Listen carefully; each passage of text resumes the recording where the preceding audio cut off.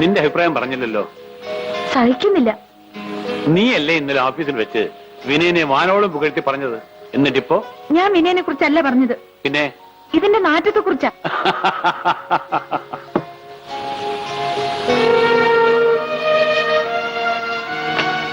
നിന്റെ അമ്മയ്ക്കും ഇത് വെറുപ്പായിരുന്നു. അവൾ ഉള്ളപ്പോൾ ഞാനിത് കൈകൊണ്ട് തൊടുമായിരുന്നില്ല. നിന്നെ തന്നിട്ട് അവൾ പോയി. അവൾ പോയ ദുഃഖം തീർക്കാൻ ഞാൻ കണ്ടുപിടിച്ച വഴി. മറ്റൊരു വിവാഹത്തിന് എന്റെ അച്ഛനും അമ്മയും വളരെയധികം നിർബന്ധിച്ചു. എന്നെങ്കിലും നിനക്കൊരു ദുഃഖത്തിന് വഴിതെളിക്കുന്ന കരുതി ഞാൻ സമ്മതിച്ചില്ല. ഒരമ്മയുടെ കുറവെന്തെന്ന് അറിയിക്കാതെ എന്നെ വളർത്തിയ അച്ഛനെ തനിയെ വിട്ടു പോകേണ്ടി വരുമെന്ന് ഓർക്കുമ്പോ കല്യാണമേ വേണ്ടെന്ന് തോന്നുന്നു. നിന്നെ പിരിഞ്ഞ് ജീവിക്കാൻ അധികകാലം ഈ അച്ഛനൊപ്പം. വിനയനാവുമ്പോ നിങ്ങൾക്ക് രണ്ടുപേർക്ക് ഇവിടെ കഴിയാം. നീ എന്തു പറയുന്നു? വിനയനെ എനിക്കിഷ്ടമാണ്. പ്രത്യേകിച്ചും ഇന്നലെ അവൻ കാണിച്ച ആത്മാർത്ഥത കണ്ടതിന് ശേഷം. എനിക്കും വിനയനോട് വെറുപ്പൊന്നുമില്ല. ഇത്തരം ഒഴുക്കം മറുപടി കൊണ്ട് രക്ഷപ്പെടാമെന്ന് കരുതണ്ട. ഇക്കാര്യത്തിൽ ഒരു തീരുമാനമെടുക്കേണ്ടത് നീ തന്നെയാണ്. ഈ വക കാര്യങ്ങളിൽ ഞാൻ തീരെ അൺറൊമാൻറ്റിക് ആണെന്ന് അച്ഛനറിയാം. എല്ലാ വശങ്ങളും ആലോചിക്കാതെ അച്ഛനൊരു തീരുമാനം എടുക്കില്ല. ആ തീരുമാനത്തെ ഞാൻ ഇന്നുവരെ എതിർത്തിട്ടുണ്ടോ? എങ്കിൽ നാളെ തന്നെ വിനയനോട് ഞാൻ സംസാരിക്കാം. മാനേജർ പോസ്റ്റിന് വിനയനെ ഇന്റർവ്യൂ ചെയ്ത അച്ഛനല്ലേ? ഇത്തവണ ചാൻസ് എനിക്ക് വിട്ടു തരണം. ഭർത്താവ് ഉദ്യോഗത്തിന് ഇന്റർവ്യൂ ചെയ്യുക എന്നത് ജീവിതത്തിൽ ഒരിക്കൽ കിട്ടുന്ന ചാൻസ് അല്ലേ? പോലീസിന്റെ കൂട്ടബലാത്സംഗം. മീശ പറയും. തുണിയില്ലാതെ അച്ഛനെയും മോനെയും ഒരുമിച്ച് നിർത്തി മർദ്ദനം. ഈശ്വര, കലികാലം തന്നെ. മഞ്ഞത്തെച്ചി പൂങ്കുല പോലെ മഞ്ഞിമ വിടരും പുലർകാലേ. ഇത്ര കാലത്തെ ഇത് വേണോ മാവാ? കുളിച്ച് കണ്ണെഴുതി ചന്ദനക്കുറിയും തൊട്ട് ഇപ്പൊ സാക്ഷാൽ മലയാളി പെൺകുട്ടിയായി. എന്തൊരൈശ്വര്യം! എത്രയായാലും ആ കാൽസറായും അരപ്പാവാടൊന്നും നമുക്ക് പറ്റില്ല മോളെ. അച്ഛനെത്തിയില്ലേ? അങ്ങന്ന് കാലത്തെ പുറത്തേക്ക് പോയി. വിവരങ്ങളെല്ലാം എന്നോട് പറഞ്ഞു. കേട്ടപ്പോഴെനിക്കും വളരെ സന്തോഷായി. ഇന്ന് തന്നെ നമ്മുടെ പണിക്കരൊന്ന് കാണണം. ആരെ പണിക്കർ? നമ്മുടെ ജോലിശേരി. ഇപ്പോഴത്തെ പിള്ളേർക്ക് ഇതിലൊന്നും വിശ്വാസമില്ല. നാളും പൊരുത്തും നോക്കാതല്ലേ കല്യാണം. അതിന്റെ ദോഷം അനുഭവിക്കുന്നുണ്ട്. തുറന്നു പറയാലോ, എനിക്കും ഇതിലൊന്നും വിശ്വാസമില്ല. മനസ്സിന്റെ പൊരുത്താണ് വലുത്. അതൊത്താൽ ചൊവ്വ, ശനി, ബുധൻ ഇതൊക്കെ മാറിയെന്നോളും. ശരി ശരി, നല്ലൊരു കാര്യത്തിന് മുമ്പ് കാലത്തെ നമ്മൾ തമ്മിൽ ഉടക്കണ്ട.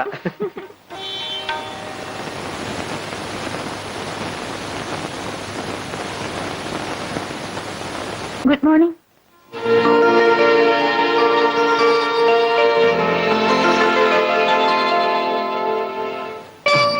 എന്താ എന്നെ തന്നെ സൂക്ഷിച്ചു നോക്കുന്നത്? ഓ, ഇത്രയും നാൾ സാഹിബിന്റെ വേഷത്തിൽ നടന്നിട്ട് പെട്ടെന്ന് സാരിയിലേക്ക് മാറിയതുകൊണ്ടായിരിക്കും. ഇന്ന് മുതൽ വേഷമൊക്കെ ഒന്ന് മാറ്റാൻ തീരുമാനിച്ചു. എന്നായാലും മാറേണ്ടതല്ലേ, ഇനി ലേറ്റ് ആക്കണ്ടെന്ന് കരുതി. ഒന്ന് ചോദിക്കാൻ മറന്നു, സാരിയിൽ ഞാൻ എങ്ങനെയുണ്ട്? I am more beautiful or? Sari സുധയ്ക്ക് നന്നായി ചേരുന്നുണ്ട്. ഓ, താങ്ക് യു. ആദ്യത്തെ ഇന്റർവ്യൂവിൽ പാസ് മാർക്കുണ്ട്. എന്താ പറഞ്ഞത്? ഏയ് ഒന്നുമില്ല. ഇരിക്കൂ. Thank you. ഇതെന്താ പ്രസന്റേഷൻ വല്ലതാണോ? അതെ. എനിക്കോ? Please wait for a minute. എനിക്ക് ചിലത് പറയാനുണ്ട്. അത് കേട്ടിട്ട് ഈ പ്രസന്റേഷൻ സ്വീകരിക്കുകയോ നിരാകരിക്കുകയോ ചെയ്യാം. സുധ വളരെ സീരിയസ് ആയിട്ടാണല്ലോ. ശരി, ഞാൻ റെഡി. പറഞ്ഞോളൂ. പ്രായമായ ഒരു പെൺകുട്ടി, അതായത് ഞാൻ, വിനയനെ പോലുള്ള ഒരു ചെറുപ്പക്കാരന്റെ മുറിയിൽ ഒരു സമ്മാനവുമായി തനിയെ വന്നിരിക്കുന്നു. ഇതിൽ നിന്ന് എന്ത് ഊഹിക്കാം? അത് സാധാരണഗതിയിൽ ആരും പ്രേമമാണെന്നേ കരുതൂ, ശരിയല്ലേ? അതെ. എങ്കിൽ അത് തെറ്റാണ്. ഞാൻ പ്രേമിക്കാനൊന്നും വന്നതല്ല, വിനയം ഭയപ്പെടണ്ട. എനിക്കൊന്നും മനസ്സിലാകുന്നില്ല. ഞാനൊരു കല്യാണാലോചനയുമായി വന്നതാണ്. കല്യാണമോ? ആർക്ക്? നമുക്ക്. നമുക്കോ? വിനയനും എനിക്കും. പിന്നെ അച്ഛനാണ് ഇക്കാര്യം സൂചിപ്പിച്ചത്. ആലോചിച്ചപ്പോ എനിക്കും കൊള്ളാമെന്ന് തോന്നി.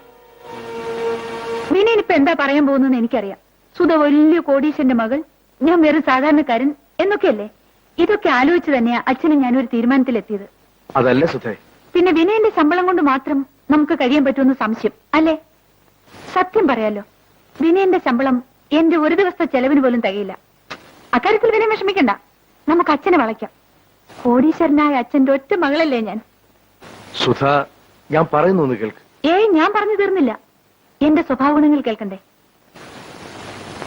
എനിക്ക് പെട്ടെന്ന് ദേഷ്യം വരും, അച്ഛനെ പോലെ തന്നെ. ആ സമയത്ത് എന്ത് കയ്യിൽ കിട്ടിയാലും എറിഞ്ഞുടയ്ക്കും. സായിപ്പിന്റെ ഭാഷയിൽ പറഞ്ഞാൽ എ സ്പോയിൽഡ് ബാറ്റ്. പിന്നെ വാശി. ഞാൻ പിടിച്ച മുയലിന് 3 കൊമ്പുണ്ടെന്ന് പറയാനും എനിക്ക് മടിയില്ല. ആരോടും തോൽക്കുന്ന എനിക്കിഷ്ടമല്ല. എല്ലാം തുറന്നു പറഞ്ഞിരിക്കുന്നു. ഇനി തെറ്റിദ്ധരിപ്പിച്ച് പെണ്ണിനെ തലയിൽ കെട്ടിവെച്ചെന്ന് ആരോടും പരാതി പറയരുത്. ഇനി വിനയന്റെ മറുപടി അനുകൂലമാണെങ്കിൽ ഈ സമ്മാനം സ്വീകരിക്കാം. വിനയം പറയാൻ മടിക്കുന്ന എന്താണെന്ന് എനിക്ക് ഊഹിക്കാം. സുധയുടെ ഊഹം തെറ്റാണ്. അല്ല വിനയൻ, ഞാൻ മുൻകൂട്ടി പറഞ്ഞ എത്രയേറെ ഗുണങ്ങളുള്ള ഒരു പെണ്ണിനെ ഒരു പുരുഷനും സ്വീകരിക്കാൻ തയ്യാറാവില്ല. അതല്ല സുധേ, സുധയുടെ പെരുമാറ്റം, വെട്ടി തുറന്നു പറയുന്ന രീതി എല്ലാം എനിക്ക് ഇഷ്ടമാണ്. ഓ, ഇത് പറയാനാണ് വിനയൻ ഇത്ര മടിച്ചത്? ലജ്ജയാൽ ശോഭിതേ നരൻ എന്ന് മാറ്റണം ആ പഴയ ശ്ലോകം. സുധയെ ഇഷ്ടമാണെങ്കിലും നമ്മുടെ വിവാഹം നടക്കില്ല. കാരണം? വളരെ വ്യക്തിപരമായ ഒരു കാരണം. അത് മറ്റൊരാളുമായി ചർച്ച ചെയ്യാൻ ഞാൻ ഇഷ്ടപ്പെടുന്നില്ല. എന്നോട് ക്ഷമിക്കൂ. ഇത് ക്ഷമിക്കാൻ എന്തിരിക്കുന്നു? It's all right. ഇങ്ങനൊരു സംസാരം നടന്നതേ നമുക്ക് മറക്കാം. At least we can part as good friends.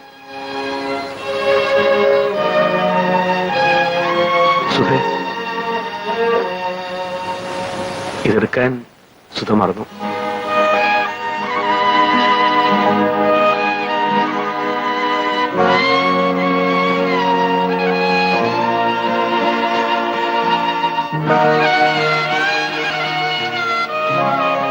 Thank you for reminding me.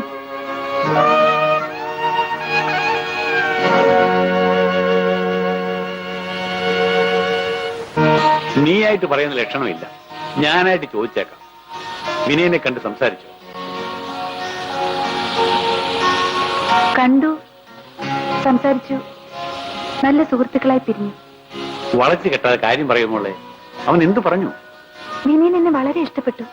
അതുകൊണ്ട് കല്യാണം കഴിക്കാൻ പറ്റില്ലെന്ന് പറഞ്ഞു. എന്റെ മകളെ വേണ്ടെന്ന് പറയാനും മാത്രം അവൻ അത്രയ്ക്ക് വളർന്നു. അവനെ ഞാൻ... അച്ഛനെന്തിനാ ദേഷ്യപ്പെടുന്നത്? Take it easy.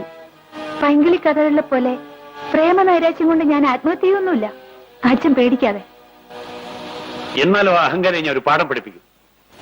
എന്റെ മകളെ അവമാനിച്ച അവനെ... ഇപ്പോൾ അച്ഛനാണ് എന്നെ അവമാനിക്കുന്നത്. ഞാനും വിനയനെ ഇക്കാര്യം മറന്ന പോലെ അച്ഛനെ ഇത് മറക്കണം. ഇക്കാര്യത്തിൽ എനിക്ക് ഒരു വിഷമവുമില്ല. നിന്റെ അഭിനയം നന്നാവുന്നുണ്ട് മോളെ. പക്ഷെ നിന്റെ മനസ്സ് കാണാൻ കഴിയുള്ള ഈ അച്ഛനോട് തന്നെ വേണോ ഇത്?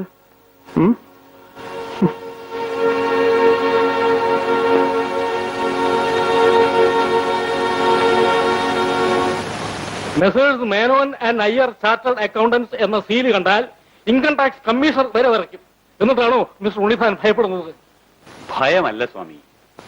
ഇല്ലാത്തൊരു കമ്പനി ഉണ്ടാക്കി 1 വർഷത്തെ ലാഭം മുഴുവൻ ആ കമ്പനിയിലേക്ക് ട്രാൻസ്ഫർ ചെയ്യുന്നു. ഇതാരെങ്കിലും അറിഞ്ഞാൽ? ആ കാര്യം ഈ ഹരിഹര സുബ്രഹ്മണ്യർക്ക് വിട്ടുവന്നേക്കും. ഇല്ലാത്ത കമ്പനികൾ ഉണ്ടാക്കുകയും ഉള്ളവ ഇല്ലാതാക്കുകയും ചെയ്യുന്നത് ഞങ്ങളുടെ നിത്യ തൊഴിലഭ്യാസമല്ലേ? പക്ഷെ ചിക്കൽ എവിടെയില്ല. ഈ കമ്പനിക്ക് ഒരു ഉടമസ്ഥനെ കണ്ടുപിടിക്കണമല്ലോ. ഏതെങ്കിലും ഒരു പേരങ്ങ് വെച്ചാ പോരെ സ്വാമി? പോരാ, വെറും ബിനാമി പേരിൽ ആരംഭിച്ചാൽ ബാങ്ക് അക്കൗണ്ട് ഓപ്പറേറ്റ് ചെയ്യാൻ ബുദ്ധിമുട്ടായിരിക്കും. അതുകൊണ്ട് ആരെങ്കിലും കണ്ടുപിടിച്ചേ പറ്റൂ. ഉണ്ണിത്താന്റെ അടുത്ത ബന്ധുക്കളായിരിക്കരുത്. ആള് വളരെ വിശ്വസ്തനായിരിക്കണം. കമ്പനി കണക്കിലെ ലാഭം കൊണ്ട് മുങ്ങിയാൽ നമ്മൾ നാമം പോട്ട് തന്നെ. വിനയന്റെ പേരിൽ ആരംഭിക്കാം. അച്ഛൻ എന്ത് പറയുന്നു? സുധേ, നിന്റെ നിർബന്ധം കൊണ്ട് മാത്രമാണ് അവനെ ഞാൻ ജോലി ലഭിച്ചുകൊണ്ടിരിക്കുന്നത്. അവന്റെ പേരിൽ... വിനയൻ എന്നോടെന്തോ അന്യായം ചെയ്ത പോലെ സംസാരിക്കാതെ ആ തെറ്റിദ്ധാരണയുടെ പേരിലുള്ള വെറുപ്പ് മാറ്റിവെച്ച് ഒന്ന് ആലോചിക്കൂ. വിനയനെ പോലെ ഒരു വിശ്വസ്തനെ കിട്ടില്ല. എങ്കിലും അത് വേണ്ട മോളെ. അവൻ നിന്നോട് കാറ്റ് തോർക്കുമ്പോൾ... വിനയൻ എന്ത് കാട്ടിയെന്നാണ് മിസ്റ്റർ ഉണ്ണിത്താൻ പറയുന്നത്? ഇത് കമ്പനിയെ സംബന്ധിക്കുന്ന കാര്യമല്ല. അതെ, എന്നാലും എന്നോട് തുറന്നു പറയാം. ഈ രഹസ്യം എന്ന് വരുമ്പോ അതറിഞ്ഞില്ലെങ്കിൽ എനിക്ക് അങ്ങ് ഉറക്കം വരില്ല. Please behave your self. പിന്നെ കമ്പനി ഫ്ലോട്ട് ചെയ്യാനുള്ള പേപ്പേഴ്സ് എല്ലാം റെഡി. പേര് ഫില്ലപ്പ് ചെയ്ത് സിഗ്നേച്ചർ വാങ്ങി ഇന്ന് തന്നെ ഓഫീസിൽ എത്തിക്കണം. വിനയൻ ഇന്ന് ലീവാണല്ലോ. 4-5 ദിവസം കഴിഞ്ഞേ വരൂ. അതുപോരാ, ഇപ്പൊ തന്നെ വൈകി. എന്തായാലും പേപ്പേഴ്സ് എനിക്ക് ഇന്ന് തന്നെ കിട്ടണം. അച്ഛൻ ഇനി ഒരു തടസ്സവും പറയണ്ട.